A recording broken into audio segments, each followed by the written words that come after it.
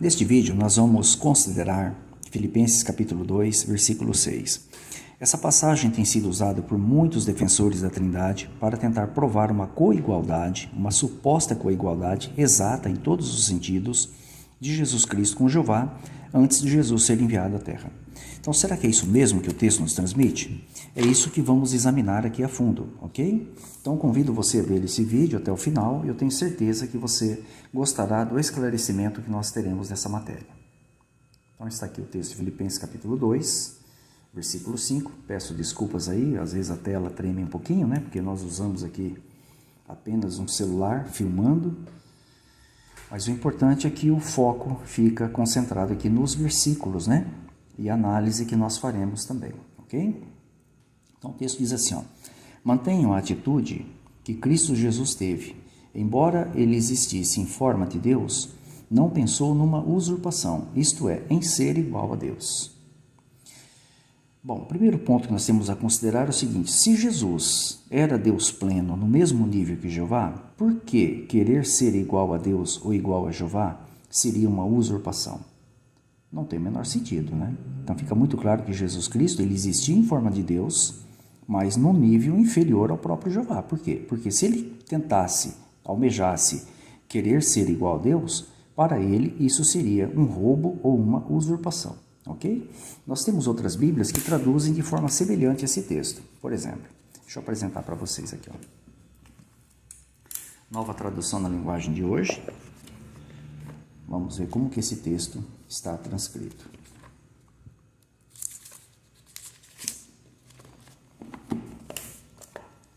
O mesmo versículo, olha o que diz aqui, ó. Diz que ele tinha a natureza de Deus, mas não tentou ficar igual a Deus. Tá vendo? Essa Bíblia aqui é uma Bíblia bem conhecida, a Nova Tradução na Linguagem de hoje, ok? Nós temos também o texto Novo Testamento grego, está aqui, deixa eu mexer um pouquinho para vocês verem, olha aqui, ó. Vamos ver como que esse texto, ele está na Bíblia grega, com a tradução literal embaixo, feita por uma autoridade no idioma, evidentemente, né?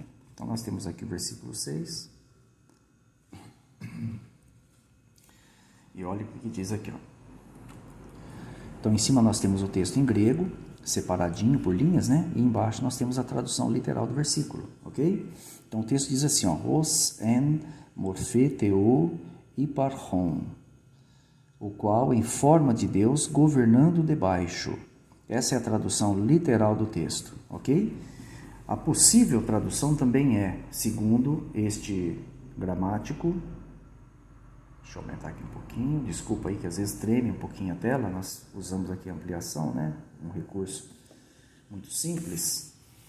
Olha aqui, ó, como que seria a tradução? O qual, em forma de Deus, governando de baixo, é a primeira tradução. Ou então, subsistindo na condição de Deus, ou existindo como subsistência divina. Essa é uma das alternativas que nós temos para a tradução. Por quê? Porque nós temos aqui a palavra morfê, que significa forma ou aparência, e nós temos a palavra iparchon, que tem o sentido de sob e governando, ou sob existindo, sub, né, na língua portuguesa seria, né, porque é a junção de duas palavras aqui. Então fica muito claro que Jesus Cristo, ele subsistia na condição de Deus, ou ele subsistia na mesma aparência de Deus. É isso que o texto, né, segundo esse gramático aqui, que entende perfeitamente, muito mais do que quem está fazendo o vídeo, mostra que é o significado dessa passagem, né? Vamos voltar aqui para a tradução Novo Mundo e vamos analisar todo o contexto que está envolvido aqui, então, que com certeza vai nos ajudar. Será que, ao escrever esta carta aos Filipenses, o objetivo de Paulo era provar que Jesus Cristo era igual a Jeová antes de vir à Terra? Evidentemente que não. Muito ao contrário. É isso que nós vamos analisar aqui agora. Veja só, o texto diz assim, ó: se há, pois, algum encorajamento em Cristo, algum consolo, com companheirismo espiritual, algum terno sentimento e compaixão, torne plena a minha alegria por terem o mesmo modo de pensar e o mesmo amor, sendo plenamente unidos, tendo o mesmo pensamento. Perceba que Paulo está dando conselho para que os cristãos em Filipos sejam unidos na fé, não é?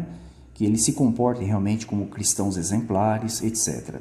Aí, a partir do versículo 23, ele passa a dar o conselho, ó, não façam nada por rivalidade, nem por presunção, mas com humildade considerem os outros superiores a vocês. Olha que interessante.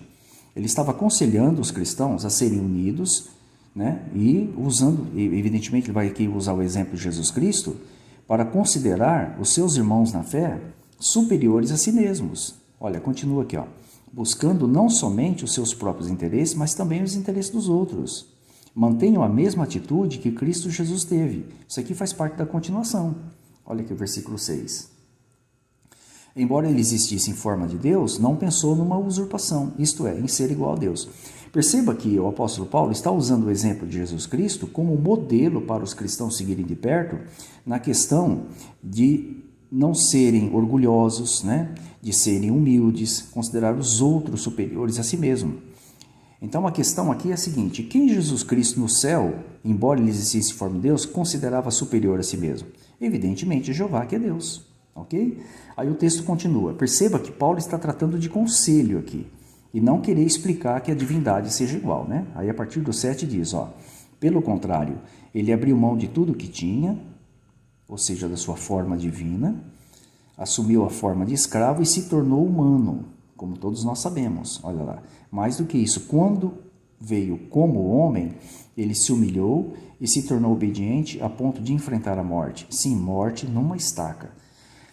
Perceba que tudo está dentro do contexto do conselho. Então, Paulo estava usando Jesus Cristo como modelo a ser seguido de perto pelos cristãos em Filipos e, evidentemente, todos nós aqui atualmente, né? Jesus se esvaziou da sua forma divina.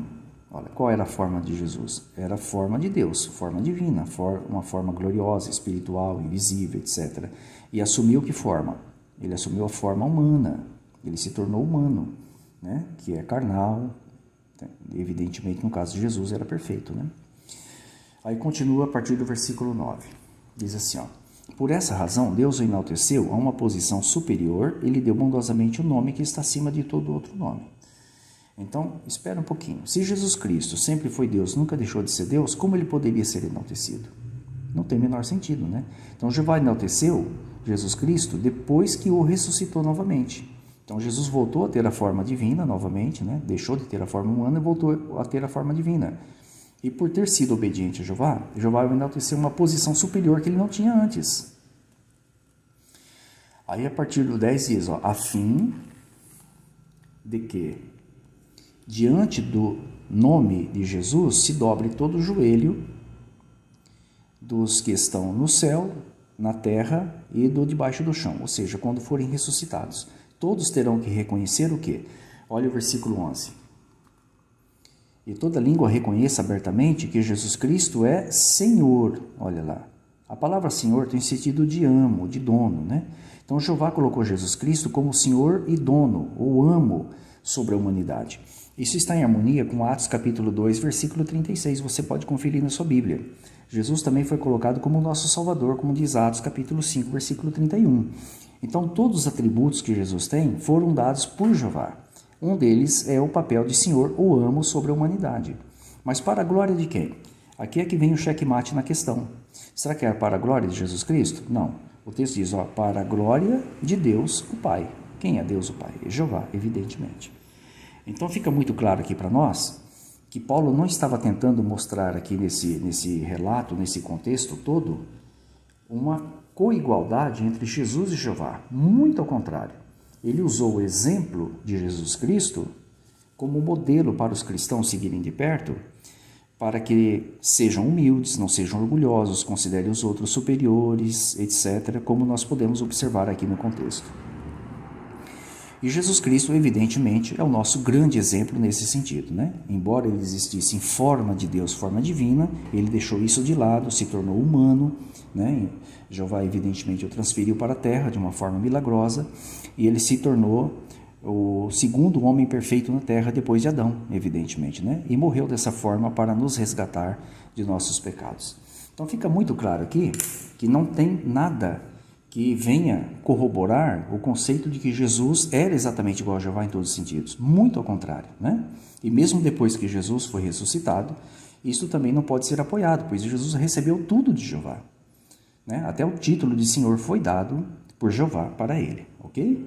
Então eu espero que esse vídeo sirva de ajuda para todos vocês, né? Que fica muito claro que tentar colocar esse conceito da Trindade na Bíblia, realmente, quem tenta fazer isso não tem o menor êxito.